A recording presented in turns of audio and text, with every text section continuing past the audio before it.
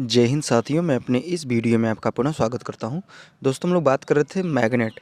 तो मैग्नेट का ये बेसिकली सेकंड पार्ट होगा और आपको बता दूं ये बेसिकली किन विद्यार्थियों के लिए इंपॉर्टेंट होने वाला है ये वीडियो।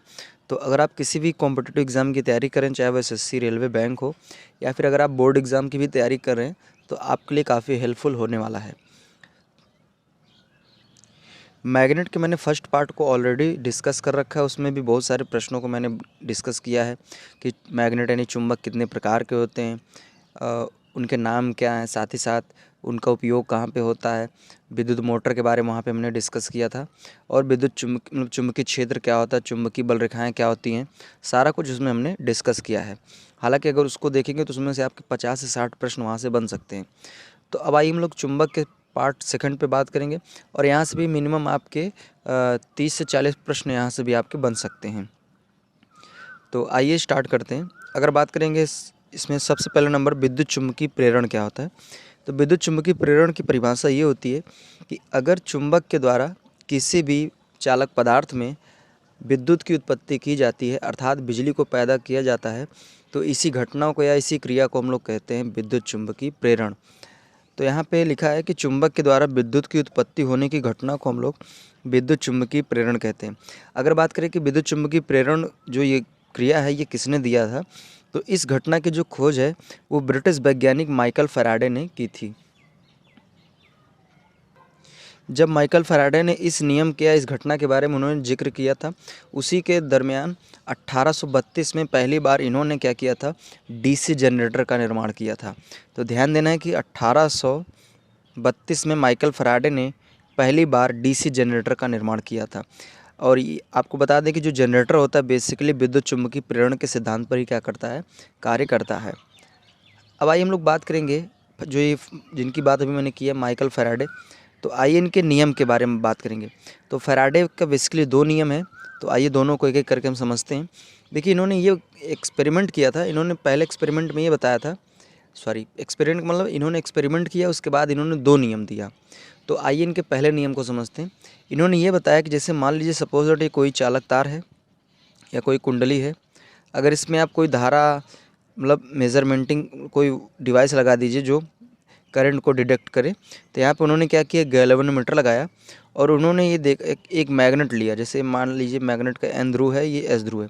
तो इन्होंने ये देखा कि जब चुंबक को यानी मैग्नेट को जब यह कुंडली के पास ले जाते हैं या उससे दूर ले जाते हैं, या फिर मैग्नेट को स्थिर रख के कुंडली को चुंबक के पास या दूर ले जाते थे, तो उन्होंने देखा था कि जो ये गैल्वेनोमीटर था इसमें एक विक्षेप उत्पन्न हो रहा था।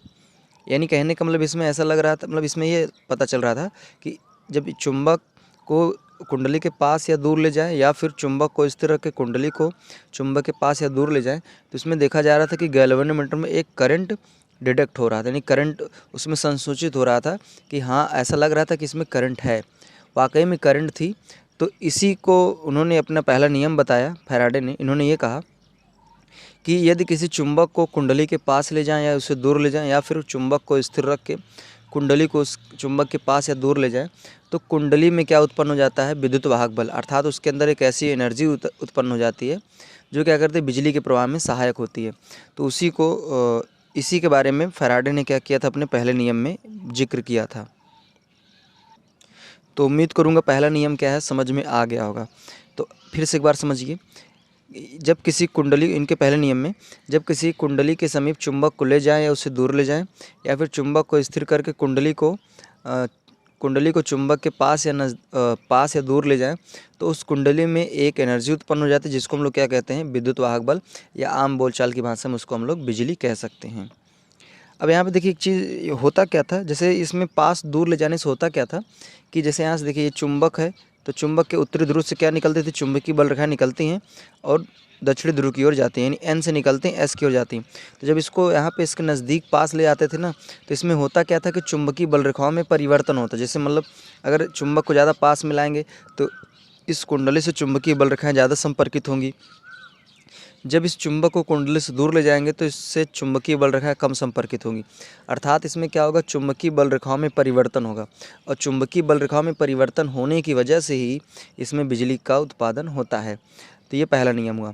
दूसरा नियम क्या है, दूसरा नियम दरअसल यहाँ पे एक फार्मूला है, और यही फार्मूला इनका क्या है, दूसरा नियम है। तो दूसरा नियम ये कहता है इनका कि किसी कुंडली में फ्लक्स परिवर्तन की दर या चुंबकीय बल रेखा में परिवर्तन की जो दर होती है, चुंबकीय फ्लक्स परिवर्तन की दर के ऋणात्मक, सॉरी यहाँ पे एक चीज़ हमको बताना चाहिए। पहले तो हम यहाँ पे विद्युत वाहक बल को बोल ही नहीं रहे। तो देखिए विद्युत वाहक बल का मतलब यहाँ पे बिजली से है। तो द्वितीय नियम में इन्होंने ये बताया था कि किसी भी कुंडली में जो उत्पन्न विद्युत वाहक बल है वो फ्लक्स परिवर्तन की दर के ऋणात्मक मान के बराबर होता है। यही इनका द्वितीय नियम है। इन्होंने ये कहा था कि किसी भी कुंडली में जो विद्युत वाहक बल है वो उतना ही ज़्यादा उत्पन्न होगा जितना ज़्यादा उसमें चुंबकीय बल रेखाओं में क्या होगा, परिवर्तन होगा। अगर चुंबकीय बल रेखाओं में परिवर्तन कम होगा तो विद्युत वाहक बल कम उत्पन्न होगा, और अगर चुंबकीय बल रेखाओं में परिवर्तन ज़्यादा होगा तो चुंबकीय बल रेखाएँ, सॉरी क्या बोला जा रहा है, दिमाग में ही सही से नहीं आ रहा है। हाँ फिर समझिए, इसमें देखिए अगर चुंबकीय बल रेखा में परिवर्तन ज़्यादा होगा तो विद्युत वाहक बल ज़्यादा होगा, अगर चुंबकीय बल रेखा में परिवर्तन कम होगा तो विद्युत वाहक बल क्या होगा, कम। विद्युत वाहक बल का मतलब सीधा सीधा आप यहाँ पे बिजली से समझिए।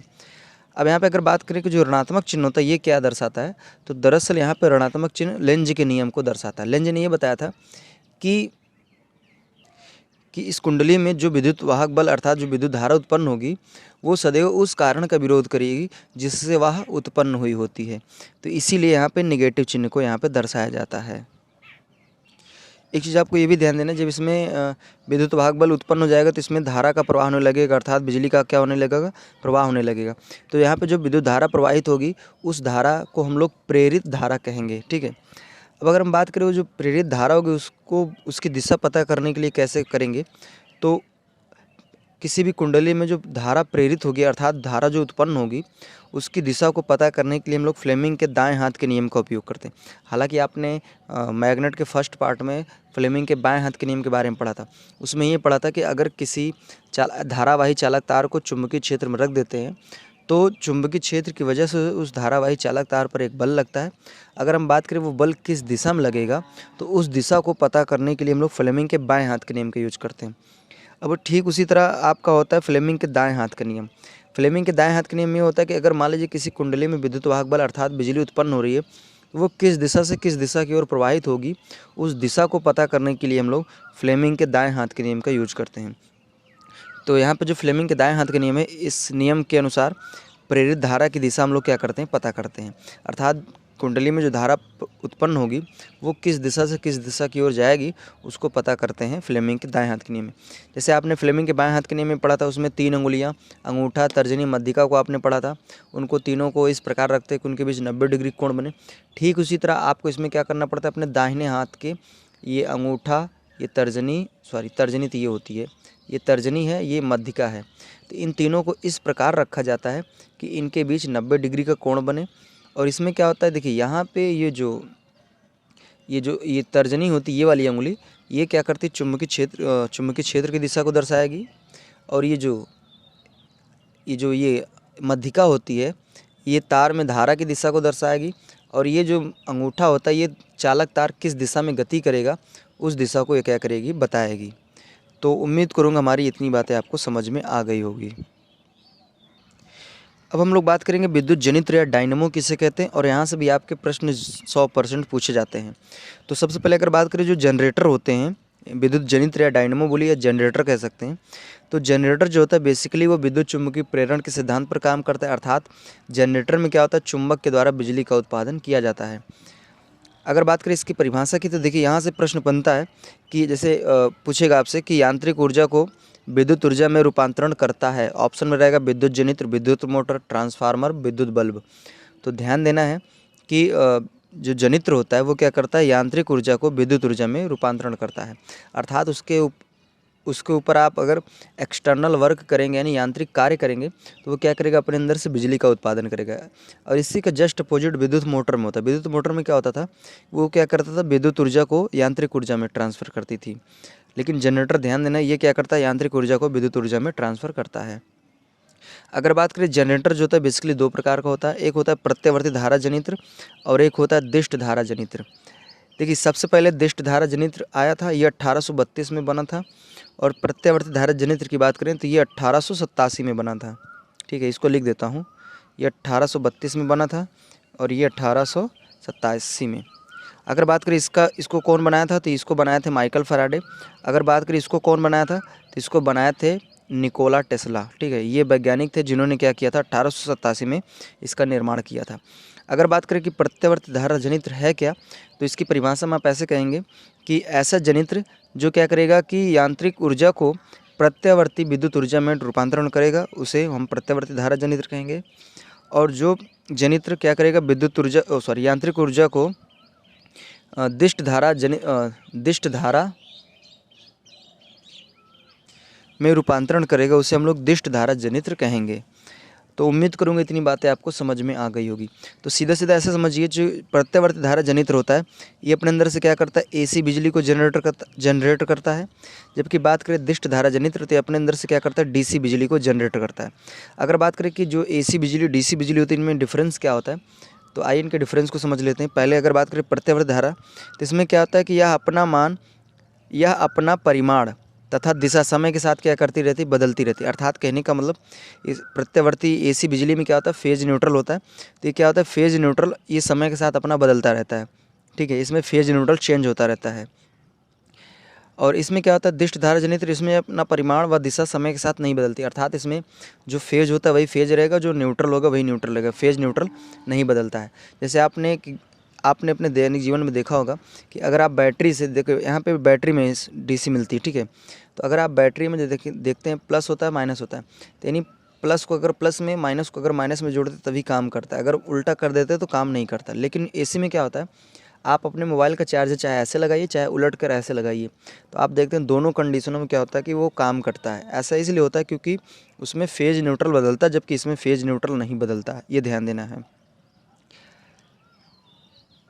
अगर बात करें कि एसी बिजली जो होती है वो किससे प्राप्त होती है, तो एसी बिजली जो होती है प्रत्यावर्ती धारा जनित्र से प्राप्त होती है। अगर बात करें डीसी बिजली, तो ये बैटरी सेल से और साथ ही साथ दिष्ट धारा जनित्र से भी ये डीसी बिजली क्या होती है, प्राप्त होती है। अगर बात करें कि प्रत्यावर्ती धारा का यूज क्या होता, कहाँ पे होता है, तो बेसिकली इसका लगभग हर जगह पे उपयोग होता है। घरों में, कारखानों में इसका उपयोग होता है। अगर बात करें डीसी का यूज़ कहाँ पे होता है, तो डीसी का यूज़ क्या होता है, घरों में, टार्च व भी और भी जो उपकरण होते हैं उन सभी में डीसी बिजली का हम लोग क्या करते हैं, यूज करते हैं। हाँ, यहाँ पे एक नोट पॉइंट ये ध्यान देना है, आपसे ये भी पूछ सकता है कि जो डीसी नहीं, कोई ज़रूरी नहीं डीसी, जनरेटर की बात करें तो जनरेटर किस दिशा में गति करता है, तो जो जनरेटर होता है वो बेसिकली दक्षिणावर्त में गति करता है। अर्थात वो यूँ टाइप घड़ी की दिशा में, यानी क्लॉकवाइज क्या करता है, वो गति करता है। अगर बात करें मोटर की, तो मोटर क्या होता है कि घड़ी के विपरीत दिशा में घूमता है, जबकि जनरेटर जो होता है वो घड़ी की दिशा में घूमता है। ये ध्यान देना है आपको। अब आइए हम लोग कुछ महत्वपूर्ण बिंदु पर बात कर लेते हैं, यहाँ से भी आपके एग्ज़ाम में प्रश्न पूछे जा सकते हैं। तो आइए हम लोग बात करेंगे कि जो डीसी बिजली होती है वो झटका क्यों नहीं देती है। तो दरअसल जो डीसी बिजली होती है उसमें झटका इसलिए नहीं देती क्योंकि दिष्ट धारा की जो आवृत्ति होती है वो शून्य होती, इसलिए यह झटका नहीं देती। आवृत्ति शून्य होने का मतलब ये है कि उसमें फेज न्यूट्रल जो होता है वो नहीं बदलता है, यही कारण है कि वो झटका नहीं देती है। जबकि बात करें अगर एसी बिजली की, तो इसमें क्या होता है, इसमें आवृत्ति होती है, इसलिए क्या करती है, झटका देती है। अर्थात कहने का मतलब है कि इसमें फेज न्यूट्रल क्या होता है, बदलता रहता है, इसलिए झटका देती। अगर बात करें भारत में एसी बिजली की जो आवृत्ति होती है, तो भारत में एसी बिजली की आवृत्ति होती है 50 हर्ट्ज़। जबकि बात करें यूएसए यानी यूनाइटेड स्टेट ऑफ अमेरिका की बात करें, तो यहाँ पे प्रत्यावर्ती धारा की जो आवृत्ति होती है वो होती है 60 हर्ट्ज़। अर्थात कहने का मतलब आवृत्ति का मतलब ये है कि 1 सेकंड में किए गए चक्रों की संख्या। तो बेसिकली जो इंडिया में बिजली है वो क्या करती है, 1 सेकंड में 50 बार फेज न्यूट्रल क्या करती है, बदलती है। जबकि बात करें यूएसए में, तो यहाँ पे 1 सेकंड में क्या करती है, जो एसी बिजली होती है वो 60 बार फेज न्यूट्रल को बदलती है। ठीक है, अगर बात करें कि भारत में एसी बिजली का जो आवर्तकाल होता है वो कितना होता है, तो ध्यान देना, यहाँ से भी प्रश्न बन सकता है, 0.20 सेकंड होता है। अर्थात कहने का मतलब ये है कि एक बार फेज न्यूट्रल चेंज होने में जो टाइम लगता है वो 0.02 सेकंड, यानी कहने का मतलब 1 सेकंड से 1 सेकंड के 100वें भाग के बराबर होता है। ये ध्यान देना है। अगर बात करें, यहाँ पर कुछ और बातें को हम डिस्कस कर लेते हैं। अगर बात करें सिंगल फेज उपकरण में, तो सिंगल फेज उपकरण में बेसिकली 2 तार होते हैं, जिसमें से एक तार को गर्म तार या इसी को जिंदा तार या इसी को फेज तार कहते हैं। और ये जो तार होते हैं ये इनको बेसिकली हम लोग लाल कलर में दिखाते हैं। जबकि बात करें दूसरा एक तार होता है जिसको हम लोग ठंडा तार या उदासीन तार या न्यूट्रल तार इसको कहते हैं, और इसको बेसिकली हम लोग नीला, पीला या हरे रंग से इसको दिखाते हैं। कुछ तार काले रंग से भी दिखाए जाते हैं। तो ये कहने का मतलब है कि जो भी हमारे सिंगल फेज उपकरण होते हैं, यानी जिसमें 2 तार यूज होता है, उसमें 2 तार में एक तार का नाम फेज होता है, एक तार का नाम न्यूट्रल होता है। तो फेज तार के और भी नाम है, गर्म तार इसको कहते हैं, जिंदा तार कहते हैं, फेज तार कहते हैं, इसको लाल कलर से दिखाते हैं। जबकि बात करें दूसरे तार को हम लोग ठंडा तार या उदासीन तार या न्यूट्रल तार कहते हैं। इसको बेसिकली हम लोग नीला, पीला, हरा, काले रंग से क्या करते हैं, दिखाते हैं। तो उम्मीद करूँगा हमने मैग्नेट में जो भी टॉपिक और बचे थे उनको अभी इस वीडियो में डिस्कस किया। अब अगर ओवरऑल अगर पूरा मैग्नेट अगर हम प्रश्न बनाना चाहें तो कम से कम 100 प्रश्न पूरा मैग्नेट से बन सकता है।